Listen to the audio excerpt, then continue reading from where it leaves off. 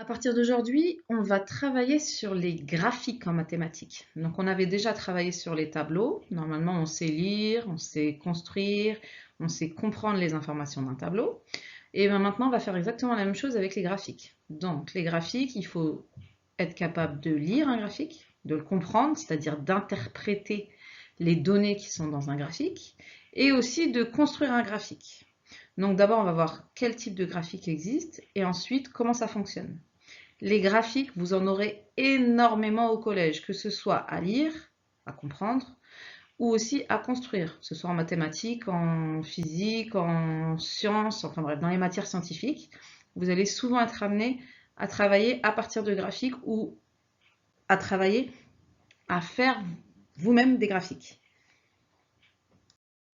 Les graphiques, on en rencontre aussi beaucoup dans la vie courante. Vous pouvez regarder les informations, il va y avoir des graphiques, vous pouvez lire des documents dans des journaux, dans des magazines dans lesquels il va y avoir des graphiques à comprendre.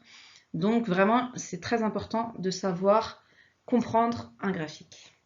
Alors d'abord, à quoi ça sert un graphique? Un graphique, ça va servir à représenter des informations numériques, c'est-à-dire des informations qui contiennent des nombres, sans avoir à écrire des grandes phrases. Là, par exemple, je vous ai écrit un texte qui parle de la fête foraine et qui nous donne des informations numériques sur cette fête foraine. Quand on lit ce texte, ça peut être compliqué de comprendre les informations puisqu'il y en a beaucoup et donc c'est plus difficile à comprendre sous la forme d'un texte.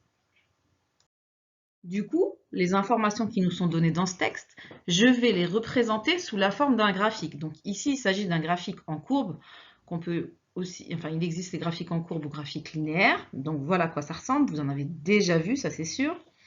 Et ça va me permettre de présenter ces informations sans faire de grandes phrases compliquées et du coup, on peut beaucoup plus facilement comprendre les informations qui nous ont données. Donc ici, j'ai repris exactement les mêmes informations du texte, c'est-à-dire d'un côté, j'ai les heures de la journée et de l'autre côté, j'ai le nombre de visiteurs, c'est-à-dire les informations qu'on me donnait dans le texte. Alors ici, j'ai représenté à travers ce graphique les informations qui nous étaient données dans le texte de départ, à savoir quelle est la fréquentation de la fête foraine.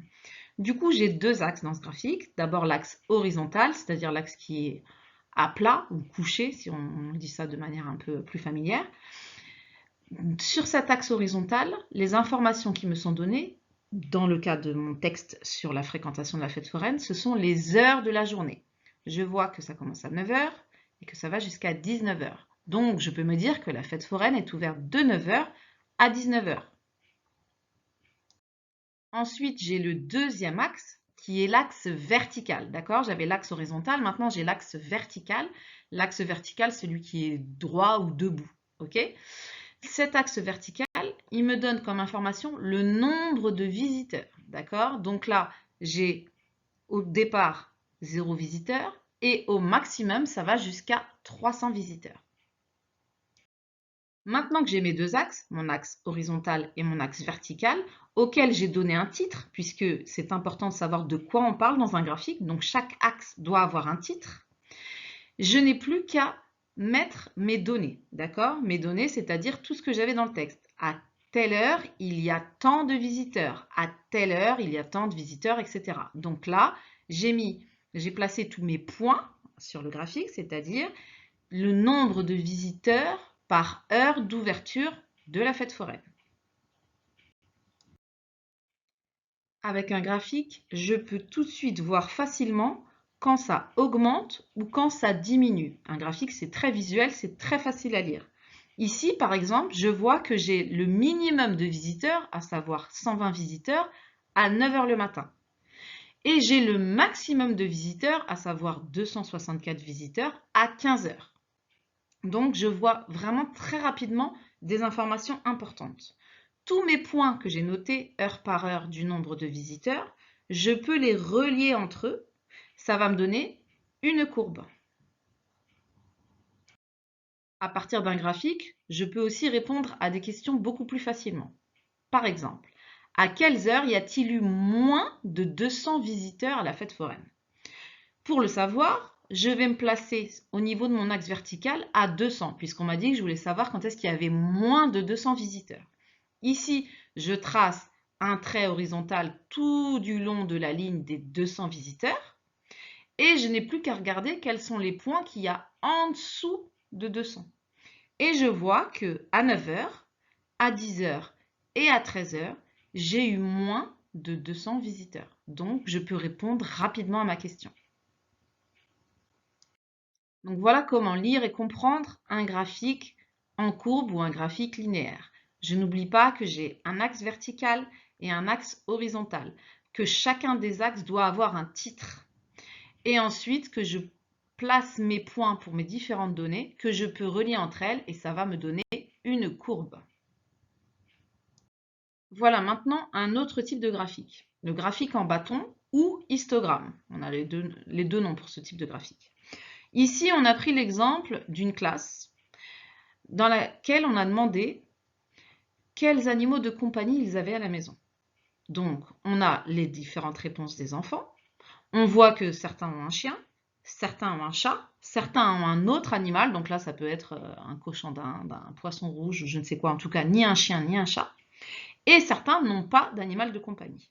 Du coup, on va représenter les différentes données numériques, c'est-à-dire le nombre d'élèves qui ont un chien, le nombre d'élèves qui ont un chat, le nombre d'élèves qui n'ont pas d'animal de compagnie et le nombre d'élèves qui ont un autre type d'animal de compagnie, sous la forme de barres ou de bâtons.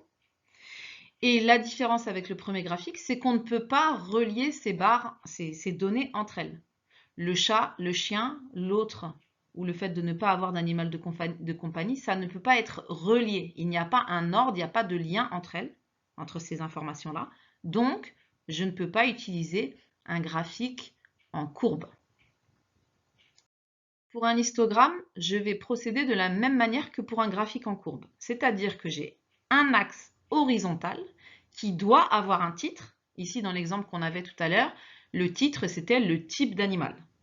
Et j'ai un axe vertical qui doit aussi avoir un titre. Dans mon cas, là, que je vous ai donné tout à l'heure, le titre, c'était le nombre d'élèves.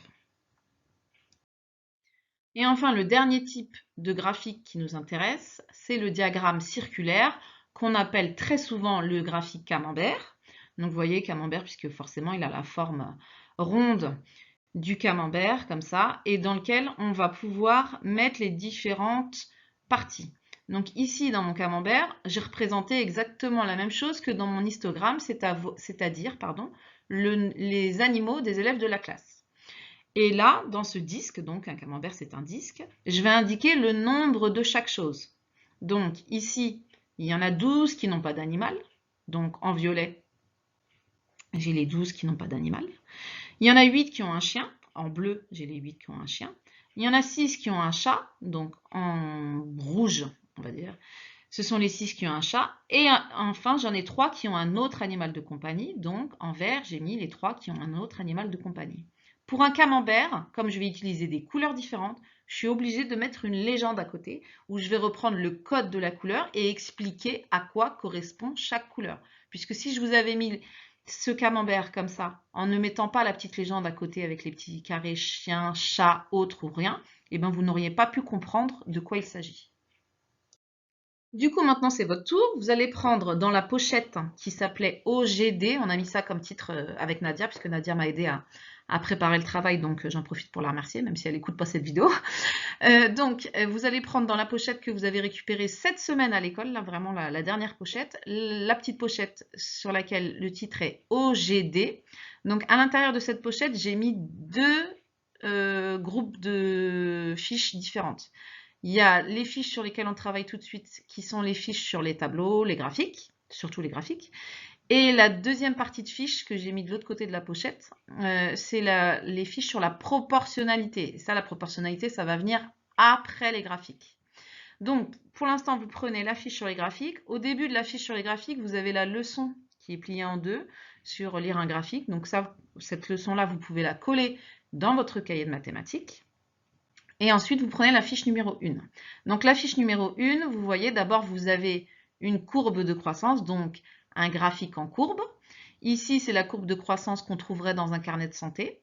Vous en avez dans votre carnet de santé, ça c'est sûr. Donc ici, c'est celle de Lucie, pas celle de notre classe, hein, c'est une autre Lucie. Et du coup, vous avez des questions qui vous sont posées sur cette courbe de croissance de Lucie. Donc il faut bien observer la courbe et être capable de trouver la donnée entre l'axe horizontal qui nous donne l'âge de Lucie, donc de 1 an jusqu'à ses 18 ans, et l'axe vertical qui nous donne la taille de Lucie, donc de 0 cm jusqu'à 180 cm, mais je ne sais pas si elle est arrivée jusqu'à 180 cm quand même, c'est très grand. Vous devez être capable de trouver la taille qu'elle avait à 3 ans, la taille qu'elle avait à 10 ans, à quel âge elle mesurait 110 cm, à quel âge elle mesurait 1 mètre, donc 1 mètre c'est égal à combien de centimètres, et à quel âge elle a cessé de grandir, c'est-à-dire à quel moment la courbe s'est aplatie, a cessé d'augmenter. D'accord? Donc pour vous aider, vous pouvez prendre une règle, un crayon de papier, en partant de l'axe horizontal, de remonter jusqu'à votre point, et ensuite, avec votre règle, d'aller vers l'axe vertical, vous allez être capable de croiser les données.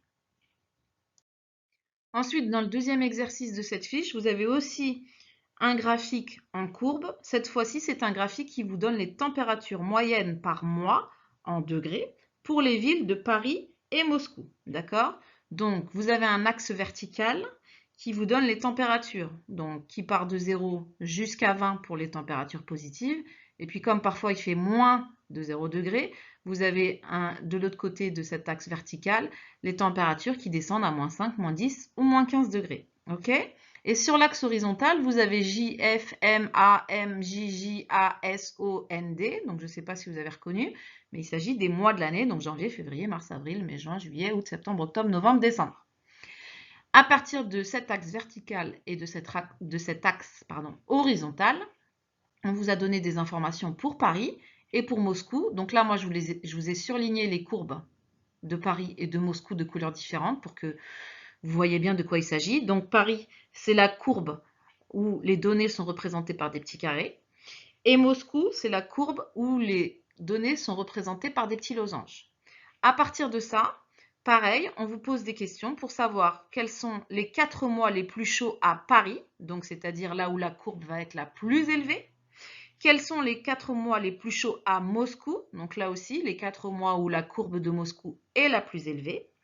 Pendant quel mois fait-il plus chaud à Moscou qu'à Paris? Donc là, il va falloir voir quand est-ce que la courbe de Moscou dépasse en hauteur la courbe de Paris. Donc là, c'est vraiment très visible.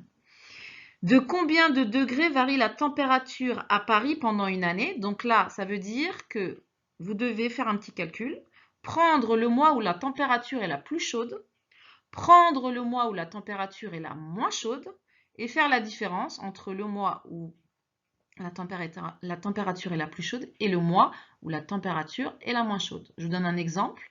Si la température la plus chaude est de 12 degrés au mois de juin et que la température la plus froide est de 3 degrés au mois de décembre, si j'ai vraiment donné au hasard, et ben vous faites 12 degrés moins 3 degrés et vous trouvez la différence de température. D'accord? 12 moins 3, vous savez le calculer tout seul, ça ferait 9 degrés de variation de température. Mais là, je vous ai donné des exemples au hasard, à vous de regarder les données du tableau. Et on vous pose ensuite la même question de combien de degrés varie la température à Moscou pendant une année. Donc on prend la température la plus élevée à Moscou, on prend la température la plus basse à Moscou et on fait la différence entre les deux. Sachant qu'à Moscou, il y a des températures négatives, donc vous pouvez vous aider de la calculatrice si besoin. Maintenant, c'est à vous.